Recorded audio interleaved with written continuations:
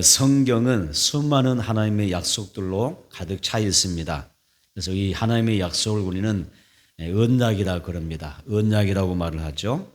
우리도 살아가면서 이 땅에서 많은 사람들과 또 이웃들과 때로는 친구들과 약속을 하며 살아갑니다. 그래서 약속 가운데 사는데 오늘은 어디에서 만나자, 아니면 어쩌면 또 내가 이렇게 할 때니까 너는 또 저렇게 해라, 이런 여러 가지 모습으로 약속하며 또 약속을 지키며 살아가고 있습니다.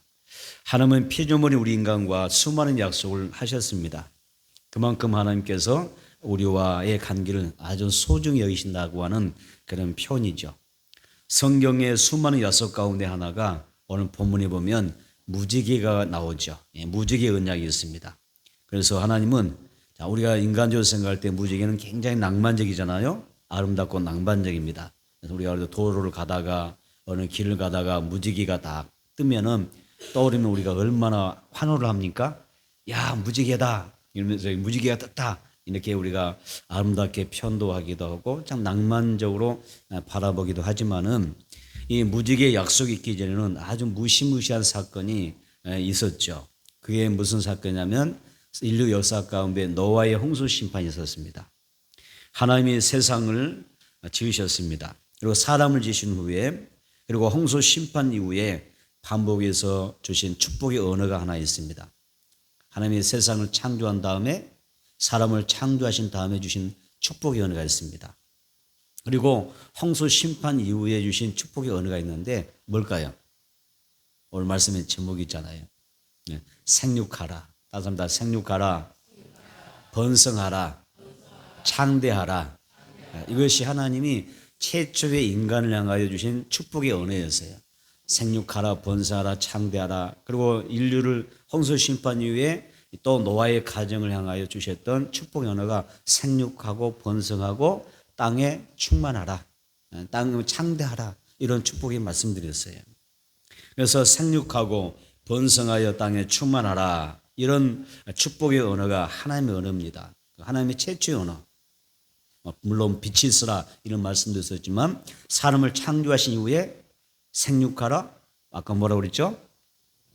번성하라, 또 창대하라, 땅에 충만하라, 이런 말씀하셨잖아요.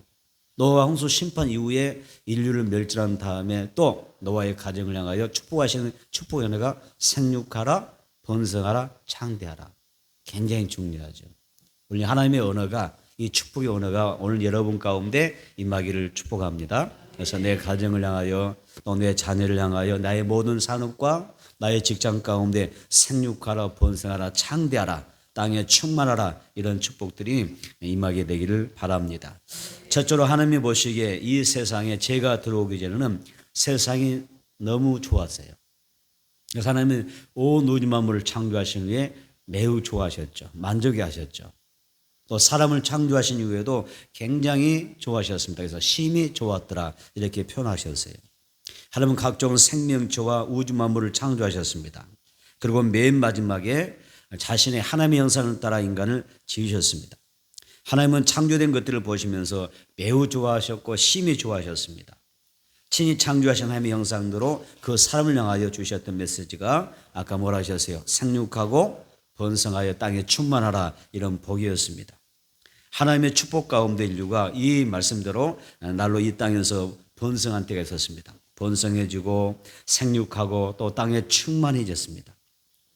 그래서 정말 하나님의 그 축복 가운데 인류가 번창한 거죠. 그런데 어느 날 사탄의 시험에 인류의 조상 아담이 무너졌잖아요. 그렇죠? 인류의 조상 아담이 무너졌는데 그때부터 이 세상에는 온갖 죄가 난무하게 되고 폭력이 들어오게 되고요. 피가 난무하는 아주 무질서한 그 죄악에 타락한 삶이 이 세상에 전개가 됩니다.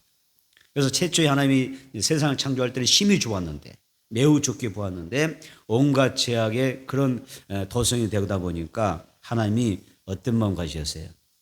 하나님이 실망하셨죠. 그래서 이 세상을 보시면서 하나님이 그렇게 좋아했던 이 세상이 이제는 실망스러운 것입니다. 하나님 보시기에 너무 악하기 때문에. 하나님은 더는 인간의 타락과 또 죄악을 볼 수 없어서 이제 세상을 심판하기로 결정하셨는데 그 심판의 방법이 최초의 심판이 뭐였어요? 홍수 심판이었습니다. 그래서 온 세상을 내가 지면 어떻게 하나님 홍수로 심판해서 다 생명체를 멸하겠다 이런 말씀이셨죠. 한번 볼까요? 창세기 6장 5절로 6절입니다. 창세기 6장 5절로 6절. 창세기 6장 5절로 6절 우리 함께 읽도록 하겠습니다. 시작. 여호와께서 사람의 죄악이 세상에 가득함과 그의 마음으로 생각하는 모든 계획이 항상 악할 뿐임을 보시고 땅 위에 사람을 지으셨음을 한탄하사 어떻게 하셨어요? 마음에 근심하시고. 여기에 보게 되면 사람의 죄악이 세상에 가득이었어요. 제일 처음에 하나님이 인간을 창조하시고 생육하고 번성하고 창대하라 땅에 충만하라 이렇게 축복해 주셔서 이 인류가 번창했는데 어느 보니까 세상이 온통 사람들의 죄악으로 가득 차버리는 거예요. 그래서 사람의 죄악이 세상에 가득함과 그의 마음으로 생각하는 모든 계획이 항상 악할 뿐임을 보시고 땅 위에 사람을 지으셨음을 한탄하셨다 이렇게 말씀하셨어요. 하나님은 죄악 가운데 살아가는 사람들을 보시며 근심하셨어요. 오늘도 마찬가지겠죠. 우리는 절대 성령을 근심하게 하지 맙시다. 아멘. 나로 인하여 나를 부르신 하나님이 나를 바라보면서 탄식하시고 근심하는 그런 모습으로 내가 살아가서 안 되겠잖아요. 그런데 하나님이 이 인류를 보면서 정말 그들을 보면서 어떻게 해요? 탄식하시고요. 한탄하시고 근심하셨습니다. 그래서 이제 어떻게 하시냐? 홍수 심판, 홍수를 일으켜서 세상 내가 다 쓸어서 어떻게 깨끗이 대청소하시겠다는 거예요. 죄악을 다 쓸어버리겠다는 것이죠. 그 홍수 심판의 계획을 이제 하나님께서 누구에게 알려주시냐면 노아에게 알려주셨어요. 그러면 성경은 왜 그 많은 인류 가운데 많은 사람이 있었는데 한 사람을 지목하셨을까? 하나님은 홍수 심판을 계획하시고 한 사람에게만 하나님께서 알려주시는가? 그 사람이 누구라고요? 노아잖아요. 그러면 성경의 노아는 어떤 사람인가? 노아를 소개하고 있습니다. 창세기 6장 9절에서 뭐라고 이야기하냐면은 노아를 이렇게 이야기합니다. 노아는 의인이요 당대의 그 시대의 완전한 자라. 노아는 어떤 사람이냐? 그는 하나님과 동행한 사람이었다 그랬어요. 그러니까 그 당시에 온갖 세상 죄악이 가득하면서 사람들 한 사람 한 사람 바라보니까 하나님과 동행한 사람이 없다는 거죠.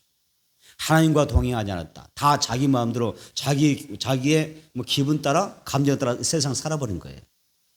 하나님과 동행한 사람이 없었다. 의인이 없었다. 완전한 하나님 보실 때 완전한 사람이 없었다. 그런 세상의 모습이었어요. 그래서 하나님의 목전에서 유일하게 그 수많은 사람들 가운데서 의로운 사람은 누구밖에 없어요? 노아밖에 없는 것입니다. 그래서 그 노아를 하나님이 지목하시고 그를 구원하기로 작정하신 것입니다. 여러분 주님 보시기에 여러분들은 믿음으로 살아가는 여러분들의 날마다의 삶이 믿음으로 살아갈 수 있는 그런 의인 되기를 축복합니다. 자, 우리가 뭐 무슨 깨끗해서 완벽해서 의인 되는 게 아니잖아요. 하나님이 말씀하는 의인은 믿음으로 사는 사람을 의인이라 그래요.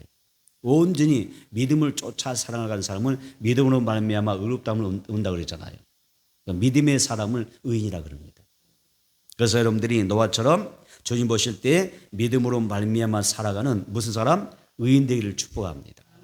아멘. 또 하나님의 말씀은 누구처럼 노아처럼 완전하니 온전히 쫓아갈 수 있는, 그래서 하나님 보실 때 야 너는 정말 완전한 자다. 물론 내가 연약하고 허물도 많고 실수도 많고 털어서 먼지 안 날 사람이 없겠지만은 그래도 하나님 편에서 보실 때 긍휼히 여겨주시고 또 하나님께서 나를 사랑의 눈으로 바라보실 때 넌 그래도 말씀을 쫓아 살아가는 누구예요? 완전한 자야. 많은 사람들 가운데 너는 정말 완전한 자라 칭함받을 수 있는 그 은혜가 나와 여러분들에게 있어지기를 축복합니다. 또 노아처럼 우리가 어떠한 삶을 살아가고 그러세요? 노아처럼 우리가 어떤 사람들이요? 사람이 돼야 돼요? 하나님과 동의하는 사람. 날마다 하나님과 동의합시다. 날마다 동행합시다. 누가 동행해요? 하나님과 동행합시다. 이 한 주간 그렇게 살아가시기 바랍니다. 하나님과 동행하는 노아처럼 우리 또한 누구처럼? 노아처럼 하나님과 동행하는 사람이 되자는 것이죠. 자, 이렇게 하나님께서 하나님 보시기에 이렇게 의인이요 완전한 자요 당대에 하나님과 동행한 사람 완전한 자였던 이 노아에게 하나님이 찾아오셔서 이 노아에게요 하나님이 지혜를 주셔요. 계시의 말씀을 주십니다. 그래서 하나님의 뜻을 깨달아 알게 하십니다. 하나님의 계획을 보게 하십니다. 하나님의 계획, 하나님의 뜻을 알려주시는 거예요. 노아가 하나님 앞에 인정받고 사랑받으니까 그 신앙이 인정받으니까 하나님이 찾아오셔서 그에게 지혜를 주시고 계시의 말씀을 주셔서 홍수 심판에서 예고하시는 거예요. 알려주시는 거예요. 오늘 나와 여러분들도 하나님께서 지혜를 주시고 계시의 말씀을 주셔서 하나님의 뜻을 분별하고 하나님의 뜻대로 살아갈 수 있는 그런 은혜가 우리 모두에게 있어지기를 축복합니다. 그래서 이 지혜와 계시의 말씀을 통해서 하나님이 노아에게 어떻게 은혜 주셨어요? 그의 가족을 살릴 수 있는 그런 기회를 주셨던 것입니다. 내가 홍수로 땅을 멸할 것이니 너는 방주를 만들어 생명을 보존하라. 엄청난 말씀을 주신 거예요. 하나님이 홍수 심판을 계획하실 때 방주가 없으면 어떻게 살겠어요? 온 땅이 다 잠겨버리는데 유달산도 다 잠겨버리고 한라산도 잠겨버리고 백두산도 잠겨버리고 세상에 높은 산 다 잠겨버리는데 거기에서 어떻게 살아남겠어요? 배가 없다면, 방주가 없다면. 그래서 하나님이 그 노아와 그의 가족을 살려내기 위해서 지혜와 계시의 말씀을 허락해 주셔서 이제 홍수로 이 세상을 멸절할 텐데 노아 가족을 위해서 뭘 만들어요? 배를 지어라. 이 말씀 주셨던 거예요. 노아는 하나님의 명령대로 순종해서 고페르 나무로 커다란 방주를 지었습니다.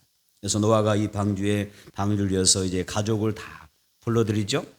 모든 짐승의 암수 한 쌍씩 들여놓습니다. 방주하는 생명의 보호를 받는 그런 공간이었습니다. 편안한 안정된 곳이었습니다. 노아와 그의 가족이 방주로 들어가 구원을 받았던 것처럼 우리도 예수님을 믿고 아멘 예수의 보혈의 은혜를 힘입어서 아멘 그래서 여러분들의 가정이 다 구원받게 되기를 축복합니다. 구원의 방주 예수님의 보혈 아멘. 그래서 온 가족이 구원을 받고 주님의 몸된 교회 안에서 이 생명의 구조선 안에서 항상 기도하고 아멘 말씀으로 양육받고 또 우리가 하나님 앞에서 성령으로 충만한 가운데 살아갈 수 있는 영적인 축복이 있게 되기를 주의 이름으로 축원합니다. 두 번째는 노아처럼 예배를 소중히 여겨야 됩니다. 맞습니다. 노아처럼 예배를 소중히 여겨야 된다.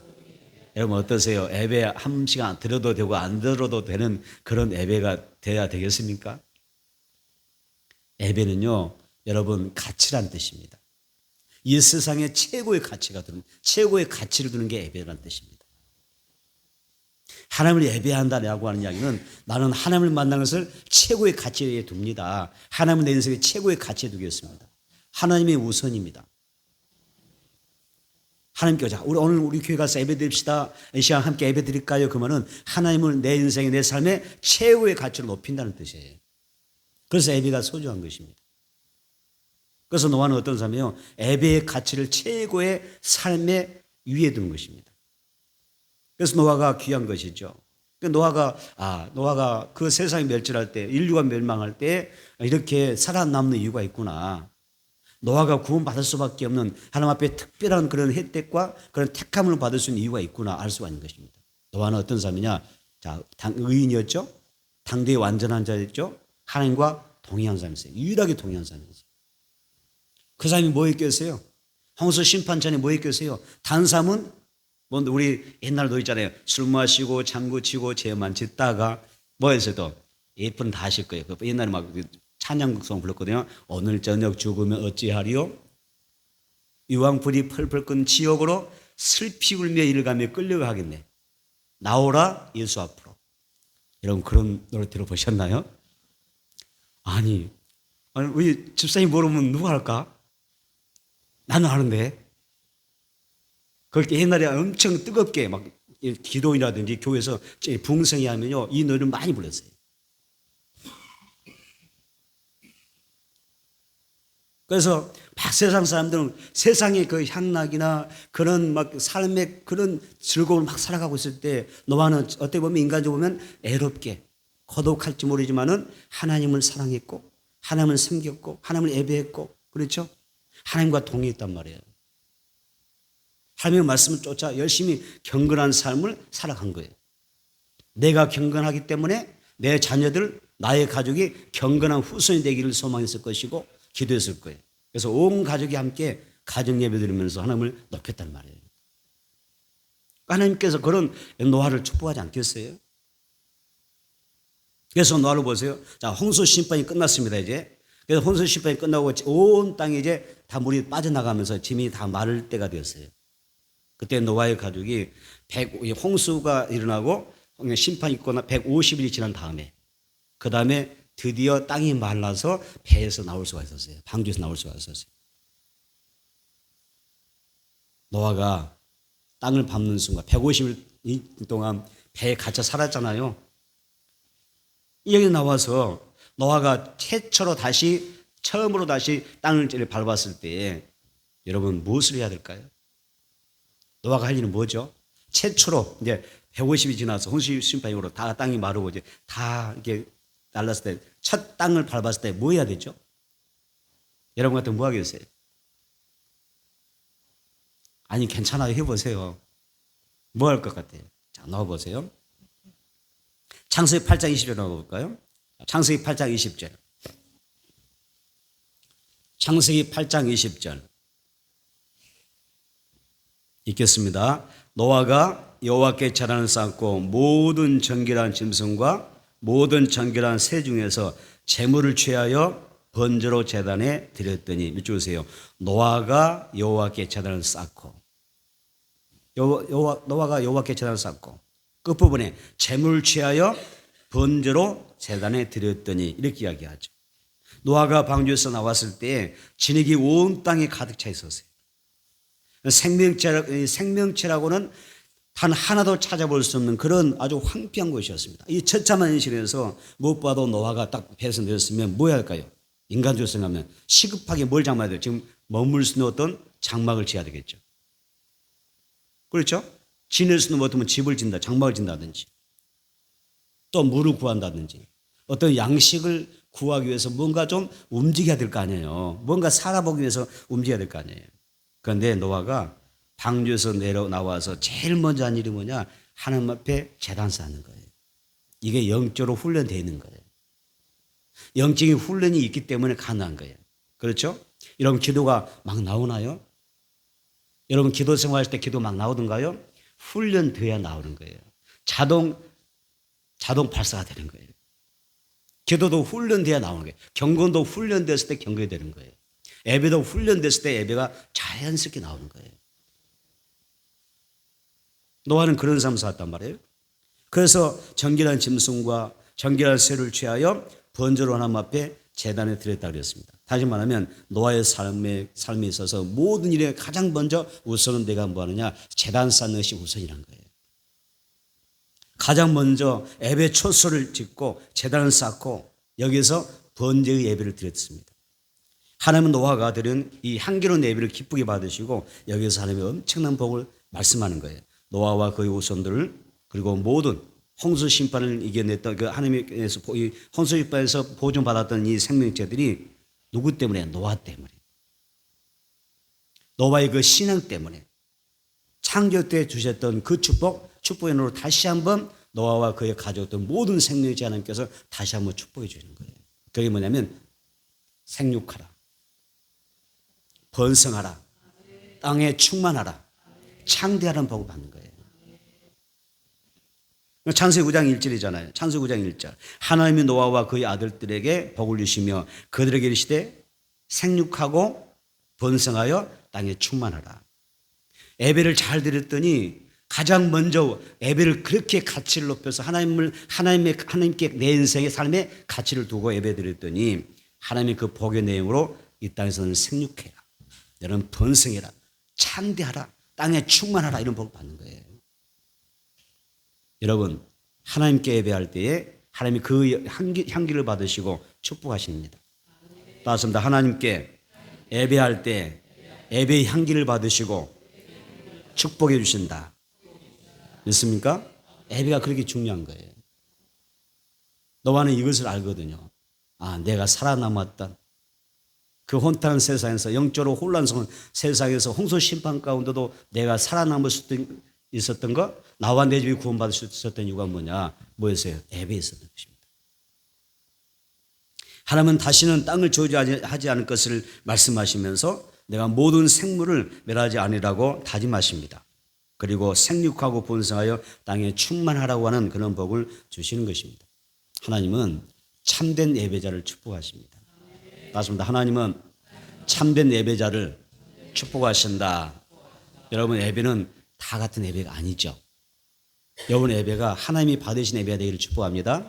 예배는요 그냥 예배드리면 안 돼요. 하나님 말씀하시죠. 예배하는 자는 뭐 어떤 예배드리죠? 신령과 진조로 예배드려야 돼요. 예배는 그냥 드리는 게 아니에요. 어떤 예배 행위만 있어서 예배가 되는 게 아니에요. 내가 찬송한다, 기도한다, 말씀 읽는다, 남수한다, 든다 이것만으로 예배가 되는 게 아니에요. 신령과 진정, 하나님 앞에 참된 예배를 원하시는 거예요. 하나님이 예배한 자를 찾는데 신령과 진정으로 예배한 사람을 찾아요. 나는 여러분들이 하나님께 여러분의 예배가 발견되기를 축복합니다. 할렐루야. 그래서 우리는 한번 생각해 봐야 돼요. 내 예배는 어떤 예배인가? 나는 어떤 예배를 어떻게 여기고 사는가? 예배를 내가 정말 중요하게 여길까? 예배는 내 생명보다 더 가치가 있을까? 세상의 그 무엇과 바꿀 수 없는, 세상의 어떤 금은보석과 바꿀 수 없는 그 많은 가치가 예배에 있는가? 나는 그런 예배를 생각하는가? 계획하는가? 생각해 보셔야 됩니다. 마르바 던이라는 사람이 있습니다. 마르바 던이라는 사람이 있는데 이분이 이런 이야기를 했어요. 예배를 이렇게 표현합니다. 예배는 하늘의 보석이라 그랬어요. 예배가 뭐라고요? 예배를 하늘의 보석이다 이렇게 설명했어요. 예배란 믿음의 사람들에게는 내가 잊어서도 망각해서도 잃어서도 안 되는 하늘 보석과 같은 것입니다. 예배를 소중한 하늘 보석처럼 소중히 여기는 사람이 복을 받습니다. 또 이 예배에 대해서 한 분이 예배에 대해서 이렇게 우리에게 소개를 했어요. 묘사를 했어요. 김운용 씨라는 분이 예배를 이렇게 표현합니다. 하늘과 땅이 잇띄어지는 신비다 그랬어요. 하늘과 땅이 잇띄어지는 신비다 이렇게 표현했어요. 그러니까 예배는 하늘이 땅에 내려오고 땅이 하늘에 잇띄어지는 만나는 서로 연결되지는 그런 신비가 바로 예배다 그랬어요. 우리가 정성으로 예배드릴 때 성부, 성자, 성령 하나님께서 나를 만나주시고 아멘. 따라서 우리가 하나님 앞에서 예배하신 그네를 복을 받게 되는 것입니다. 따라서 우리는 절대 여러분 잘 생각해 보세요. 이왕 우리가 예배 드리잖아요. 우리 예배자잖아요. 여러분 이 자리에 앉으셨는데 지금 뭐하러 오셨죠? 예배 드리러 오셨죠? 지금 예배하고 계신 거잖아요. 이왕 나의 예배가 하나님 앞에 기억되면 좋잖아요. 하나님이 받으시면 얼마나 좋을까요? 저는 생각이 더 행복하지 않습니까? 나의 예배 하나님께서 기억해 주시고 기념해 주시고 축복해 주시면 얼마나 좋겠어요. 이왕 예배 드리는데 나의 예배를 그냥 아무렇게나 그냥 대충 하고 막 적당히 하고 그냥 얼렁뚱땅하고 내 예배가 그냥 가만히 앉아서 그냥 졸고나 막 가고 막 이런 거 있잖아요. 예배가 그냥 딴 생각에서 세상에 막 육신의 생각, 세상에 막 염려, 근심, 걱정, 세상 일에 꽉 차가지고 원래 예배 마치면 얼른 누구 만나러 가야 돼 지금. 예배 마치면 어디 가서 내가 밀린 일을 좀 해야 되겠어. 이런 거 생각이 안 나요? 여러분 그러지 않죠? 그런가요? 얼른 예배 마치면 집안에 좀 오늘은 밀린 청소 좀 대청소 해야 되겠다. 막 이런 생각이 막 사업자 예배 드리고 앉아있으면 온전히 예배 될 수 없다는 이야기죠. 예배는 하나님께 초집중하는 것입니다. 맞습니다. 하나님께 초집중하는 딴 생각하지 하지 말라는 이야기죠. 예배 드릴 시간만큼 이왕 예배 드리니까 이 시간만큼은 온전히 초집중하여 누구에게? 하나님께 집중하는 예배 드려라. 그렇게 말씀하는 거예요. 예배는 우리의 영혼과 내 전 인격과 삶이 드려지는 것입니다. 그래서 예배는 올바른 그런 자세가 필요합니다. 올바른 자세 예배 드려야 됩니다. 그래야 하나님께서 기뻐 받으신 겁니다. 여러분 정말 좀 우리 존경하신 분들, 정말 사랑하고 존경하시는 분 앞에 딱 섰을 때에 앉았을 때 여러분 어떻게 앉으세요? 여러분 정말 어떤 존경한 분을 만나 내가 정말 존경하고 사랑하는 분을 만날 때 여러분들이 그분을 제가 딱 만나게 되거든? 만났다 한번 생각해 보세요. 그러면 여러분 어떤 모습으로 자세를 가지고 앉으세요? 다리를 하나 딱 꽈가지고 머리에 딱 걸치하고 딱 손을 버티고 앉습니까? 어떻게 앉으세요? 정말 존경하신 분. 그런 분 앞에 여러분 그냥 자세 자체가 틀리지 않아요? 안 그래요? 그래요. 그렇죠? 자세가 달라요 벌써. 예배 드리면 이분의 그 예배 드리는 모습에서 그 태도에서 보면 자세 보면 이분이 하나님을 어떻게 바라보는구나. 하나님에 대해서 어떤 마음으로 하나님을 섬기는 거 다 아는 거예요. 금방 알아요. 그래서 여러분 우리의 믿음의 자세가 필요합니다. 하나님이 기뻐 받을 수 있는 그런 예배가 되기를 축복합니다. 노아와 가족은 홍수 심판 가운데 살려주신, 그리고 구원받은 내 가족을 구원하신 하나님의 은혜가 얼마나 크고 또 감사했을까요? 노아는 당시 삶들 가운데서 유일하게 여러분 살아남은 사람이에요. 그의 가족 유일하게 살아남았죠. 유일하게 구원받았어요. 유일하게 은혜 받은 사람들입니다. 그러니 그 예배가 얼마나 귀하게 드려졌겠습니까? 노아는 하나님과 동행하며 또 예배를 정순으로 드다가 하늘의 복을 받았고요. 여러분, 이 세상의 복도 받았을 뿐만 아니라 영적인 복을 받았던 사람입니다. 누구든지 노아처럼 하나님과 동행하며 은혜 안에 살아가게 되면 하나님께서 약속한 대로 복을 받을 줄 믿습니다. 하나님, 우리가 예수 안에서, 성령 안에서, 말씀 안에서 여러분들이 살아가기를 원하셔요. 그래서 여러분들이 복 주기를 원하십니다. 맞습니다. 하나님의 생각은 나를 향하여 복을 주기 원하신다. 믿으세요? 하나님 여러분 복 주기를 원하셔요.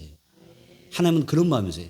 그러니까 내가 하나님 앞에 이 한 시간 예배로 하나님 앞에 연락되는 예배드리면 하나님이 그냥 감동만 받으시면, 나의 예배를 향기로 받아주시면 복이 온다니까요. 복 주신다니까요. 노아 보세요. 예배의 성공자이기 때문에 생육하고 번성하고 땅에 충만하라. 그렇죠? 창대한 복을 주시잖아요. 성경도 이런 이야기 있잖아요. 하나님은 우리를 향한 생각은, 우리를 향한 하나님의 생각은 생명과 평안이라고 그랬어요. 가장 좋은 것만 주기를 원하셔요. 하나님의 홍수 심판 이후에 노아와 그의 아들을 향하여 생육하라 번성하라 땅에 충만하는 복을 주셨어요. 하나님은 또 이 언약의 복을 이제 무지개를 통해서 증거 삼으셨죠. 확증하셨습니다. 그리고 생육하고 번성하고 땅에 충만하고 하라는 이야기는요, 뻗어나가라는 뜻도 돼요. 세상을 향하여 뻗어나가라 이런 이야기예요.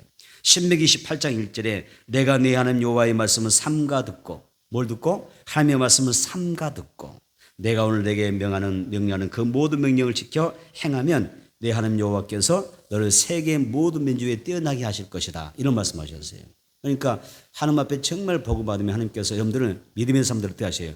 어느 곳에든지 영적 리더로 삼아주신다는 거예요. 그래서 직장이든 가정이든 교회든 어떤 사회생활이든 어느 그룹 속에 들어가도 여러분 영적 리더가 되는 거예요. 하나님은 그런 복을 주시는 거예요. 리더가 그냥 되는 거 아니거든요. 하나님이 세워주셔야 돼요. 그래서 삶의 모든 영역에서 영향력을 주는 그런 사람이 되는 것입니다. 가정에서도 영적 리더가 필요합니다. 믿음으로 내 가정을 이끌어갈 수 있는 리더가 필요한 것입니다. 우리는 모든 사람들에게 영적 유익을 주어야 될 그런 그리스도인으로서 부름을 받았습니다. 신명기 2장 8절에 이런 이야기였습니다. 신명기 2장 한번 볼까요? 자, 시편 2편 8절입니다. 시편 2편 8절. 시편 2편 8절 시작. 내게 구하라. 내가 이방 나라를 내 유업으로 주리니 내 소유가 땅끝까지 이르로다. 아멘. 자, 여기 보니까 내가 이방 나라를 너의 유업으로 주겠다. 너의 소유가 땅끝까지 이르라. 이런 말씀하셨어요. 이것은 단순히 그냥 세상에 물질이라든지 그런 것만 생각하면 안 돼요. 여기서 우리가 미국과 민족과 열방을 위해서 중보하는 사람들, 기도하는 사람으로 내가 살아갈 수 있다면, 오늘 또 내가 누군가를 위해서 기도하고 있다면 나는 뭐한 사람이요? 땅을 소유한 사람이에요. 땅끝까지 그 땅을 소유한 사람이에요. 내가 열방을 위해서 기도하고 있다면 나는 이미 열방의 땅을 취한 사람입니다. 너는 내게 구하라. 그렇죠? 내게 구하라. 내게 기도하라. 내가 이방 나라를 유업으로 너에게 주겠다. 이거 하나님 앞에 하면, 지금은 우리가 우리가 이웃을 위해서 저 열방에서 기도한다고 해서 크게 내가 받은 게 없을지 모르지만 하나님 앞에 섰을 때 그게 다 상급이 되는 거예요. 유업이라고 했거든요. 여러분, 우리는 중보하는 삶입니다. 하나님은 중보하는 삶을 통하여 하나님 나라를 확장해 가십니다. 하나님께 복을 받아 생육하고 번성하고 땅에 충만한 삶으로 살아가기를 축복합니다. 이제 여러분의 마음을 하나님의 마음으로 가득 채우십시오. 사랑의 마음으로 채우고 따뜻한 마음으로 여러분의 영혼을 채우십시오. 여러분의 마음속에 예수님의 성품이 들어오기를 축복합니다. 그래서 하나님 나라와 교회와 가정을 위해서 존귀하게 정말 소중하게 쓰임받을 수 있는 우리 모두가 되기를 축복합니다. 세 번째는 내 삶과 운명을 바꿀 수 있는 믿음의 언어를 사용하라. 따라서 합시다. 내 삶과 나의 운명을 바꿀 수 있는 믿음의 언어를 사용하자. 아멘. 노아의 가족은 구름을 볼 때마다 인류를 멸절했던 하나님의 그 진노하셨던 홍수 심판을 기억했을 것입니다. 어쩌면 저 구름을 볼 때마다 물의 심판을 두려워하며, 그렇죠? 두려워하며 정말 불안한 마음도 있었을 줄 몰라요.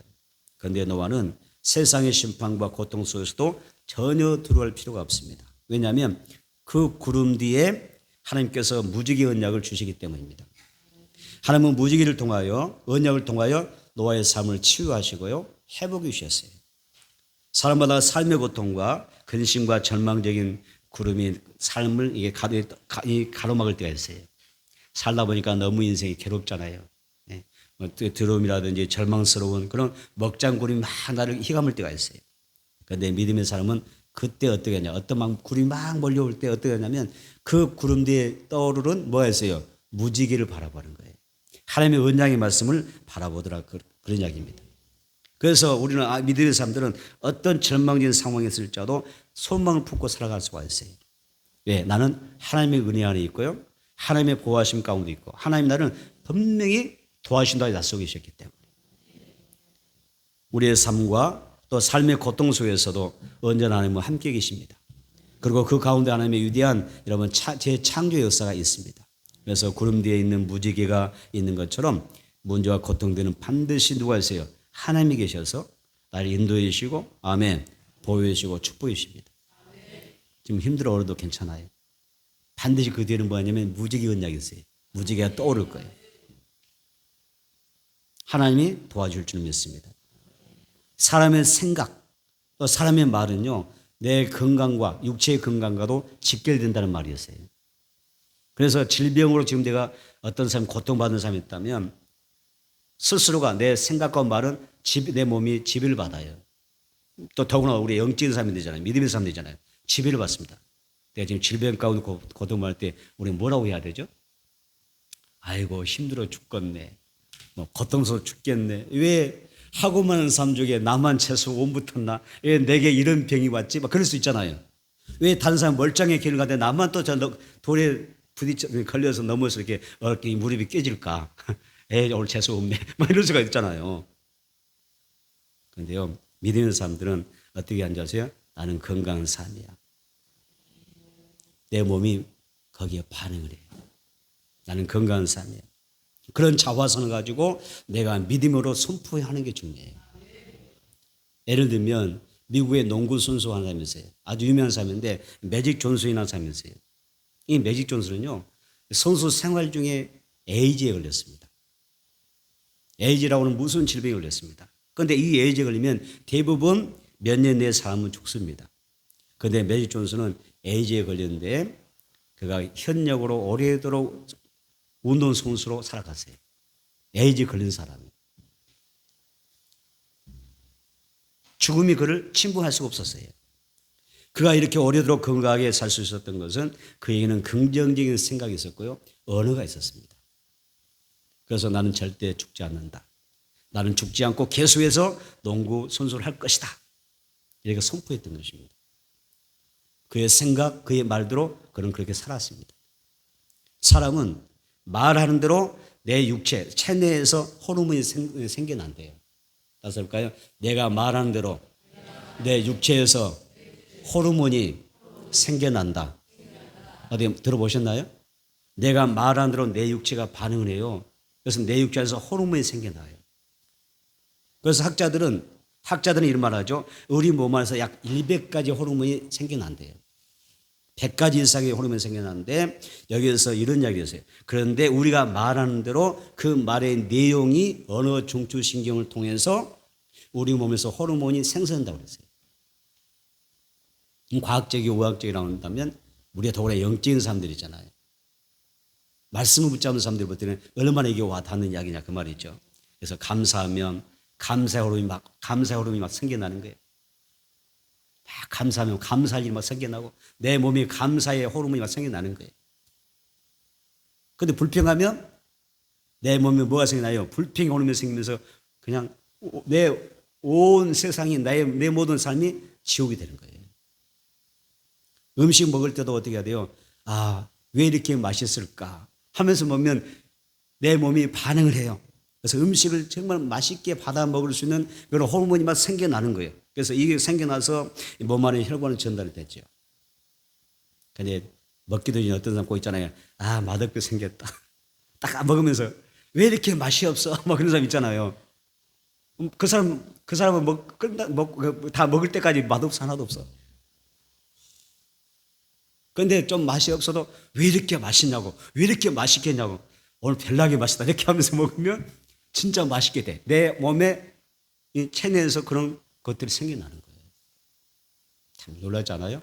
감사거리가 생긴다고. 불평하면 불평하게 되게요. 음식도 맛있을 수도 있고 맛없을 수도 있고, 좋은 말 하면 좋은 호르몬이 생겨나게 되고, 남을 막 미워하면 그럼 어때요? 그 미워할 수밖에 없는 호르몬이 생겨나는 거예요. 그래서 미운 사람 끝까지 밉잖아요. 그렇죠? 죽을 때까지 보고 싶지 않잖아. 미우면 끝까지 미워져. 호르몬이 몸에 생겨나는 거예요. 그렇기 때문에 우리 사람은 말의 지배를 받는다는 거예요. 그래서 우리가 나는 선포하는 거죠. 나는 건강한 삶이다. 나는 건강한 몸이다. 나는 이렇게 선포하면 내 몸이 그렇게 되는 거예요. 여러분 운명을 바꾸시기 바랍니다. 언어로 바꾸시기 바랍니다. 그래서 창세 1장 1절에서 하나님의 말씀으로 존재하셨잖아요. 하나님은 말씀이세요.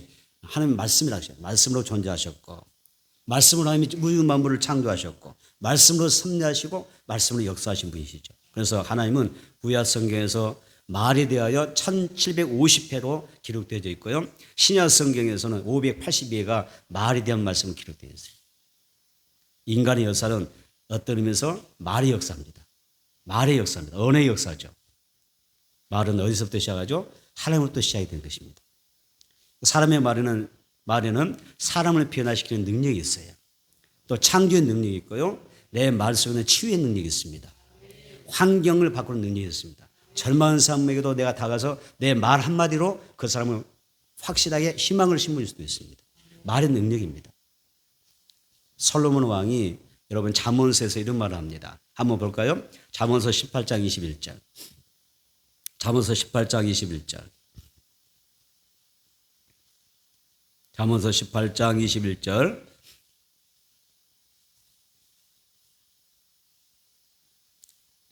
잠언서 18장 21절 시작. 죽고 사는 것이 혀의 힘에 달렸나니 혀를 쓰기 좋아하는 자는 혀의 열매를 먹으리라. 믿으세요. 죽고 사는 것이 뭐라고 했어요? 죽고 사는 것이 혀의 힘에 달렸다 그랬어요.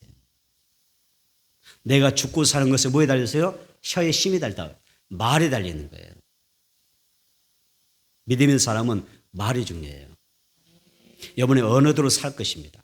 자, 밑줄 끄세요. 혀를 쓰기 좋아하는 자는 뭐라 그랬어요? 혀의 열매를 먹으라 했어요. 다시 말하면 너 말 안 들어 먹고 살아 그 말이에요. 자녀들도 망할 놈을 하면 안 돼요. 속사람처럼 망할 놈 그러잖아요.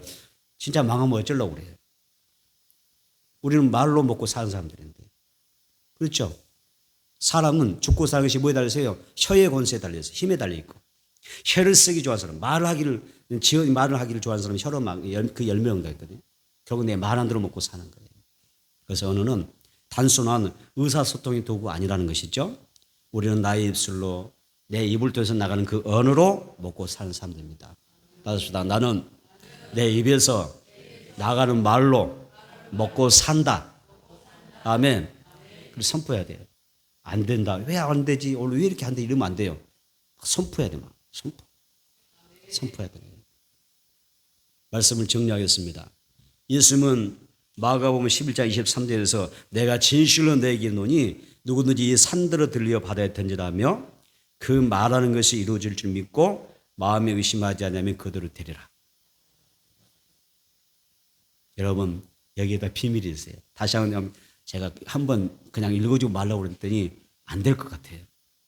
여러분들 마음에 새겨주기 위해서 찾아보겠습니다. 마가복음 11장 23절. 마가복음 11장 23절.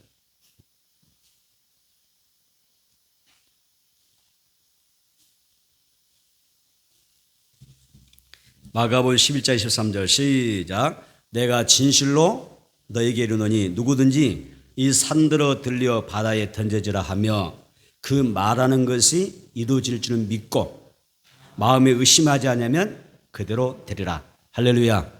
이쪽으로 오세요. 이쪽으로 오세요. 그 말하는 것이 이루어질 줄을 믿고.